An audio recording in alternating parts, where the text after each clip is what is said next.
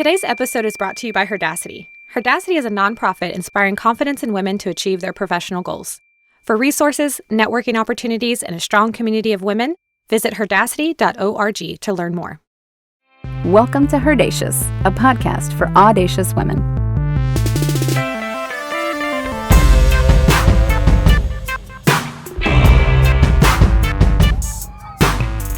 A glorious day to you all. Welcome to HERdacious, the podcast for audacious women looking to make some moves on their career journey. And we here at HERdacious are here to help you. I am Lorelei, and I am very glad you decided to join us today because we are going to be talking about the secrets to breaking the glass ceiling. And those ceilings need to be shattered, so put on your biggest heels or your most epic stomping boots, and let's get to work. To help us with this work, we have sales expert, leadership development and career strategist, the founder of Lee Crockett Consulting, Lee Crockett. Hey. Hey, how are you? Fabulous. Fabulous. Thank you for joining me today. Thank you for having me. It's my pleasure. I think we are going to have some really neat, eye-opening conversation today because we all been talking about the glass ceiling. We all been talking about shattering the ceiling. They get shattered all the time, and I am super happy to have an expert talk to us about how career women can do that for themselves. But first, I want to find out how you really got started in the whole leadership development field in the first place. Yeah, it's an interesting story. I started my career in sales and sales leadership. It was a really difficult time for me. I graduated from undergrad a year early, so I was 21. I was thrown into really kind of a pit of lions because I was managing all of these men who were my father's age. Some of them could have been my grandfather. And I was this 21-year-old young woman who thought that I knew what I was doing, leading a team of men twice my age or sometimes triple my age. And I had a really, really difficult time. I was really an underdog.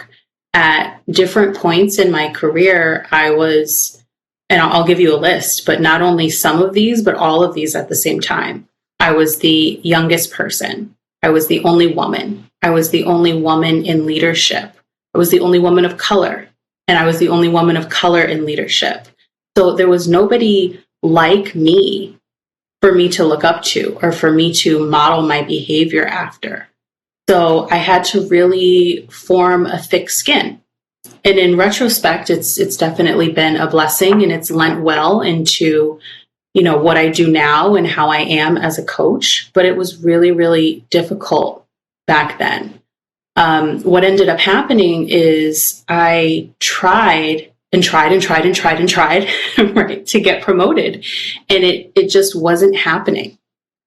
And I started looking around, and eventually I felt like I was the only one in a room screaming, pick me. And nobody could even see me. They couldn't hear me. I was just really invisible. So after a while, I kind of thought to myself, there's something going on here. Because I was a model employee. I had great performance reviews. I was a team player. Everybody had great things to say about me, but I just wasn't getting promoted. So I sat back for a while and really started watching the politics and the office dynamics and picking up on what types of people were getting promoted, what types of people weren't getting promoted. And I put together a little system and I said, let me try this out. And it worked.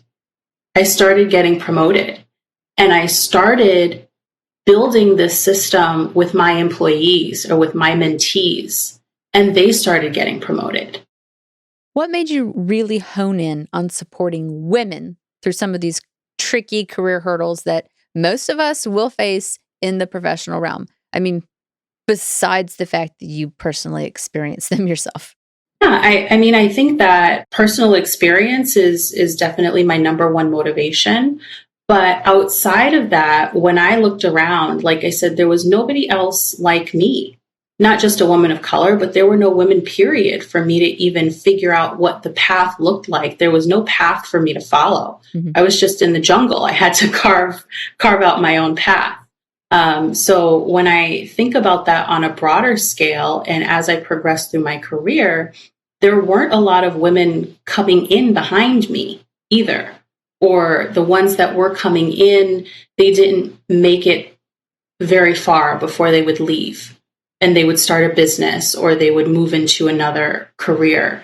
So when I sat back and I actually formed my business and started doing this outside of the corporate, outside of a full-time corporate scenario, I thought about three really big things. And that's what drove my decision to really focus on women.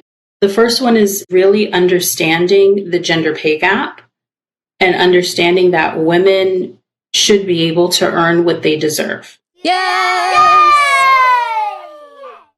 Yes, and that's not the case. So that was number one.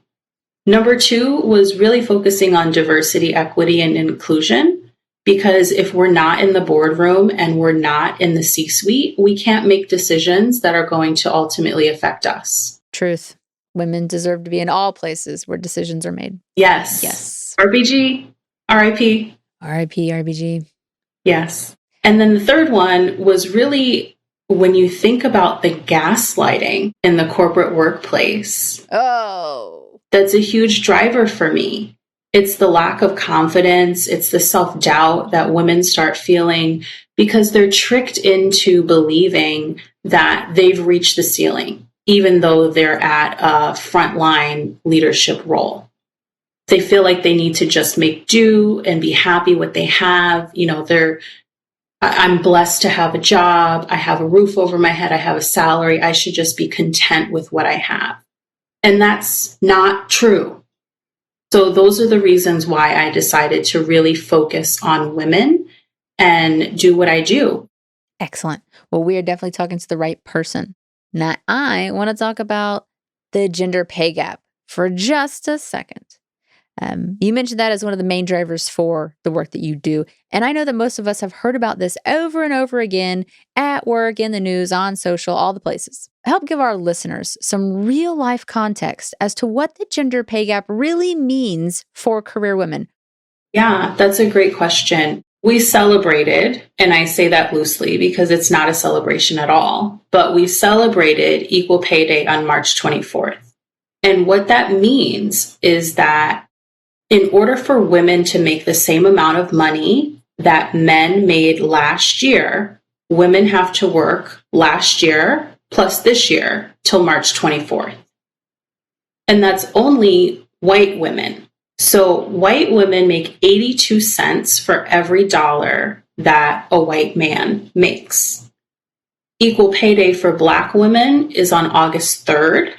Because Black women make 63 cents for every dollar that a white man makes. And Equal Pay Day for Hispanic women is October 21st, because Hispanic women make 55 cents for every dollar that a white man makes. When we talk about the gender pay gap and what that really means for working professional women in corporate, the gap really widens by age and by job level. So when we think about that, you'll not only be penalized for being a woman, but you will be penalized faster the older that you get. For employees that are 20 to 29, they make 85 cents for every dollar that a white man makes. Once you hit 30, between 30 and 34, you make 83 cents. And then it drops dramatically. When you hit age 45 and older, you make 73 cents to the dollar. And this is, again, white women. There are other statistics for Black women and Hispanic women. And is this compared to their white male counterparts of the same age? Yes. Got it. Well, that's brutal. Love that stat. Thank you for sharing. I'm going to go hide in a hole for a little while. The thing that makes it even worse is when we talk about, that was just age. So when we talk about job level, the occupation that shows the most disparity between gender and pay gap and job level is in the C-suite. It has the biggest delta. And even if you are in the C-suite, women are making 70 cents to every dollar that a white man makes at the executive level. Oh, that's good. Not only are we not there, but that's also driving the pay gap because there are more men to promote faster. So they're inherently going to make more money at that level, regardless of age, compared to women. Which brings us to the conversation around how we level the playing field for career women. Lee, get us started in this journey.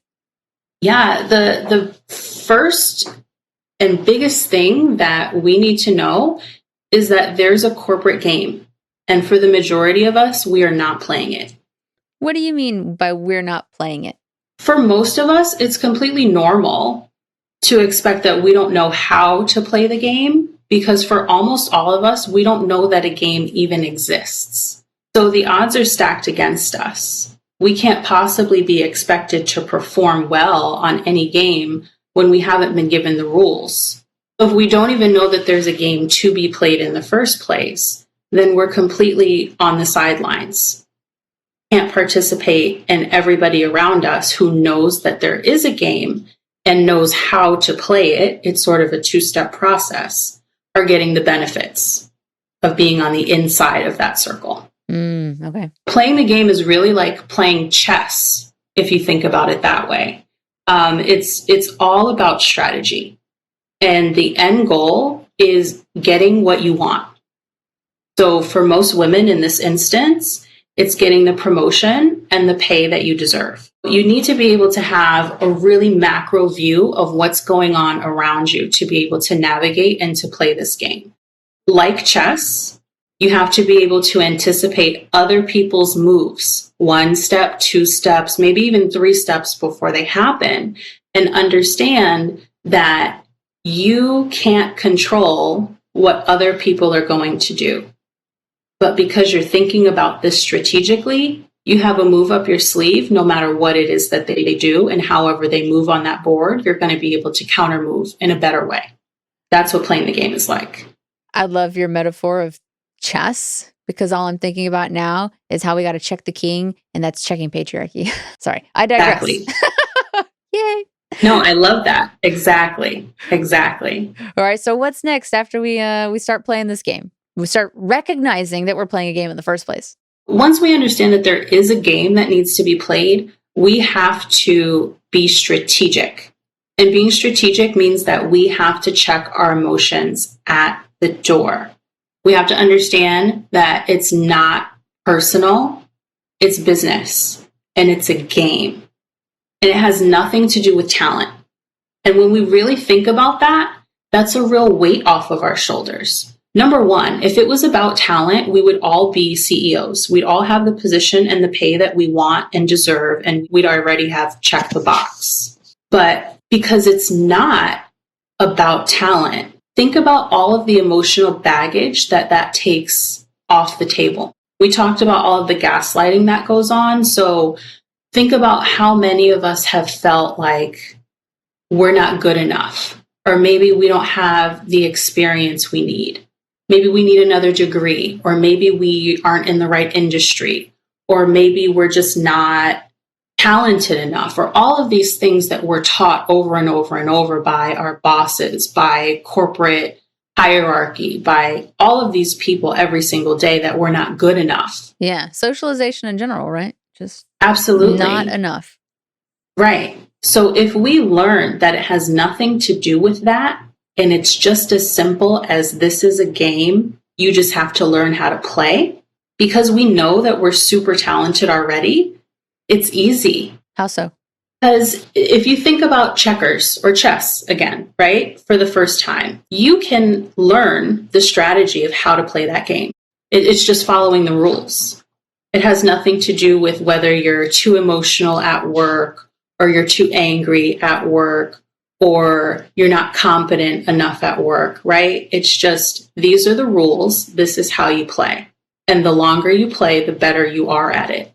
And it's that simple. So when we don't have that emotional baggage as a qualifier on whether or not we're worthy to move up to that next level, and we look at it as black and white of just, I need to learn the rules of how to play this game and just stick to those rules, rinse and repeat, then it's a huge weight that comes off of our shoulders. And like I said before, the biggest thing to note is that you can't control anybody around you. So you can't stop anybody from not giving you a raise, or you can't control whether or not you get the project that you're looking for, or if you get the special assignment that you've asked for. But you can control how you react to that, like in chess. So if you don't get the raise that you deserve, then maybe that means that you interview at another company.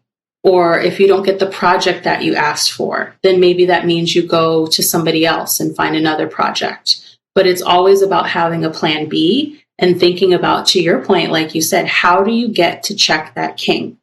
That's the ultimate goal. Well, going back to the topic of corporate games, how do you see the, I'm going to do air quotes here, good old boys club being connected to the game? Yeah. The Good Old Boys Club is the OG of game makers. And when we think about it, it's actually a genius idea. Mm-hmm. Because what is it? Essentially, it's a fraternity where they protect their own. They cover each other. They promote each other.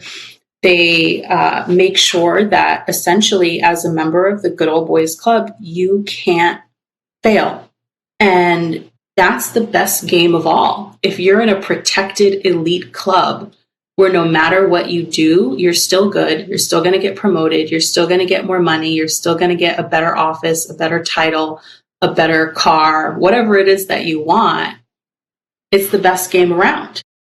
So the Good Old Boys Club is the originator of game makers. But when we look at corporate in terms of a hierarchy, if we think about it like a pyramid, the Good Old Boys Club is on the top. This is an elite crew that we know that we're not in. And I always tell people or clients when they ask me this question, if you have to question whether or not you're in the Good Old Boys Club, you're not in it.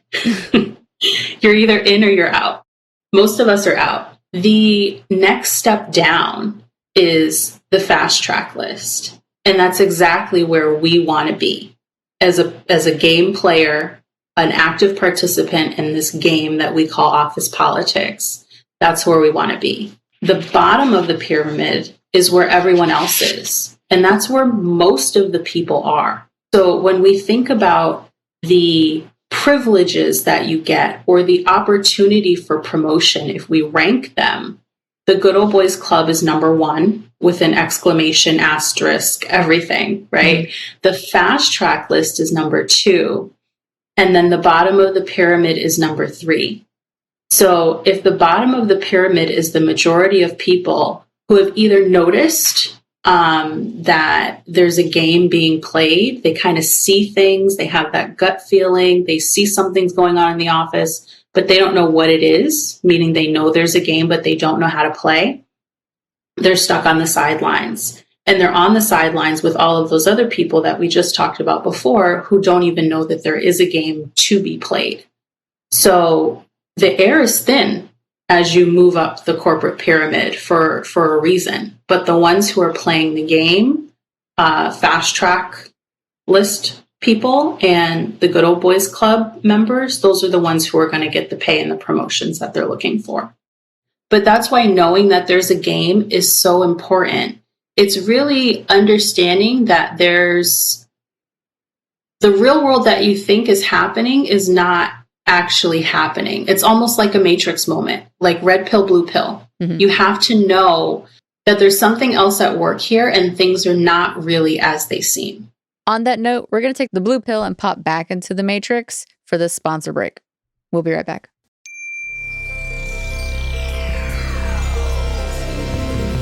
Hi, Barbie here from Moonray, husband and wife indie pop duo. If you enjoy the intro music, we invite you to listen to our debut EP, Honeymoon, streaming now on all platforms.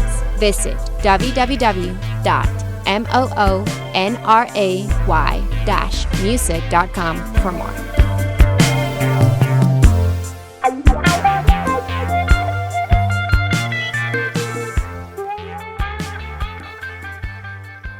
And we're back talking with Lee Crockett on tools to break the glass ceiling. Lee, now that we know we're playing the game, now that we're kind of getting ourselves out of the matrix to figure out what's really going on around us, how do we start to level up in our careers? One big thing that we all need to know in terms of leveling up in our careers is that we do not want to apply for promotions. Promotions are 95% of the time already filled before they're posted. And this is where people get upset with me because they say, I applied for this promotion, I interviewed, I did great. I'm being considered for this job. But I didn't get it. Right. And that's why I say, well, because it was already filled. So here's what happens. When there's a role available, it's going to go directly to boys club members first, or this is where people are going to pull from. So if there's an opportunity for somebody in the boys club to move up, say they're a director and there's an opportunity for them to move to VP, one of them is going to get the role. If none of them are in a place where they're going to step up in their careers right now, or maybe there's no interest or whatever may happen, then they're going to move down in that corporate pyramid we talked about into the fast track list.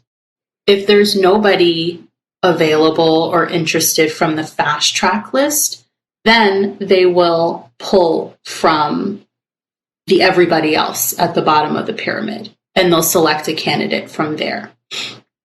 Most of the time, what happens, and I can give you a real life example, is the role is filled before it's even posted. Mm-hmm. So by the time you see it, there's somebody else who's already negotiating salary and discussing relo very seriously. Give us that example. Yeah. So I was tapped on the shoulder in one of my positions to relocate. I interviewed, accepted, negotiated salary, did all of the things. And then a couple of days later, I saw that the role was posted internally and externally. So my boss approached me after that and asked me to fill out the application for a role that I already had. And when I asked why, he said, it's just so everybody can check the box. And essentially, it's CYA for them, so they can say that I went through the official interview process, that I was interviewed the right way, and that all of the paperwork is in order. So there were people who applied for that role, and by law, in most situations, they have to be interviewed. And that's how you create those people who get upset with me when they say, hey, I applied and I interviewed and it went really well. But like you said, they don't get it because the role already belongs to somebody else. So we don't want to apply for promotions. We want to be on that fast track list and get tapped on the shoulder. Got it. Now, after listening to all this, kind of digesting the information you're sharing, while I am very aware that we have structural and institutional barriers to women's career success, what might we, women, be doing to sabotage ourselves and not really know it?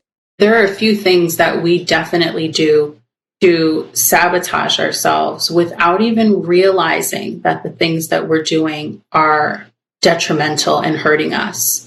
And one of the biggest things is what I call the concept of work versus the right kind of work. When we think about that, very simply, you can spend 8 hours today working on a project that's going to make your company millions of dollars. Or you can spend 8 hours today just filing emails. One of those is work. One is the right kind of work. In a lot of ways, worthless work or just busy work can dig you really deep in a hole instead of allowing you to climb out towards promotion. Share an example of what this could look like for somebody. Okay. I had a client, we'll call her Sarah. Sarah told her boss one day that she had extra time available. And she asked if he needed help with anything around the office, right? So Sarah's boss had a deliverable that was coming up on its deadline. And he said, well, sure, you can help me by running this report so that I can get everything done on time. So Sarah got super excited. She said, yes, I'd love to help, because in her mind, she thinks I'm going to be able to showcase my skills and get promoted. So Sarah stays late every day the next week trying to get the report done. And while she's doing that, her boss is leaving early every day because she's doing the report for him. She finishes it, she gives it to him. He presents out to his leadership team and he gets great reviews. And he doesn't give Sarah any credit in public, but in private, this is the gaslighting. He praises her and asks her to do another project for him. And Sarah's thinking, I did great. If I keep doing these things, I'm going to get promoted. So she takes as many assignments as she can from him. I can see where this is going. Let's really, really think about it, though.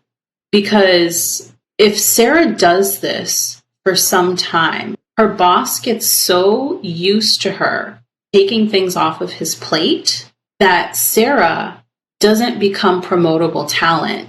She becomes an admin. So whenever he has something he doesn't want to do, he gives it to Sarah, and Sarah's going to take it. She's going to do it very well, and she's going to do it quickly because she thinks she's going to get promoted. So what she's actually doing is keeping herself stuck because her boss, we talked about how our direct bosses can isolate us from the rest of the corporate department or company, the hierarchy, if you will.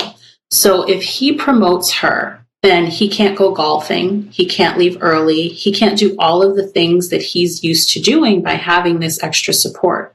So what incentive is there for him to promote her? Besides being a good human being?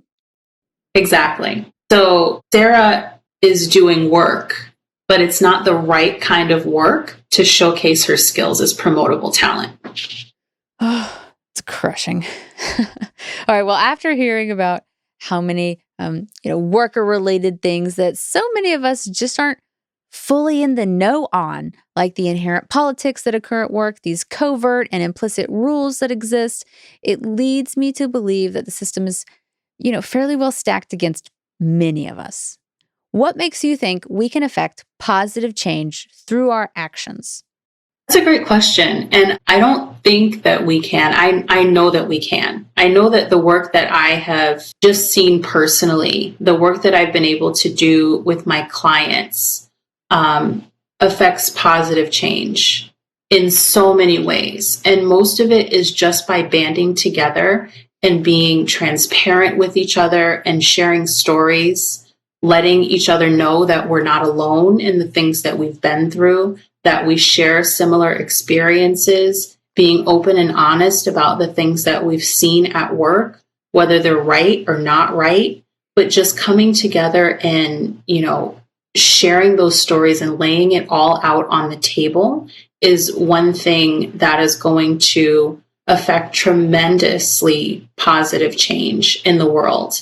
And that's why I spread my message about the game and knowing that there is a game, because the more people who know that there is a game and can learn how to play it, you will inherently move from the bottom of that pyramid to that fast track list. And the more people that move from the bottom to the fast track list are the more people who get tapped on the shoulder. And the more people who get tapped on the shoulder means eventually the more women we have in that executive suite, which is going to lend better to equaling the gender pay gap. And it becomes more and more amplified the more and more that we push. I love that. Thank you for helping us end on a super positive note.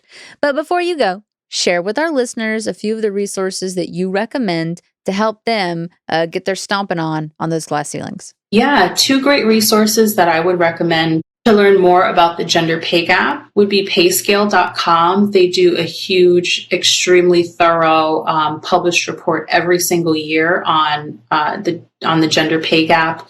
They're able to splice the data any which way, age, race, anything, income, etc. And equalpaytoday.org is another website that I would recommend that's going to give you just really quick and easy little charts on Equal Pay Day and the gender pay gap. Excellent. Thank you for that, Lee. Lastly, we turn to this episode's Femme Fact.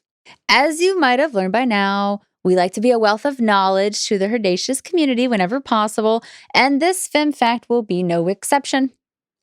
April is Sexual Assault Awareness Month. Fun Femme fact, right? Sexual assault awareness.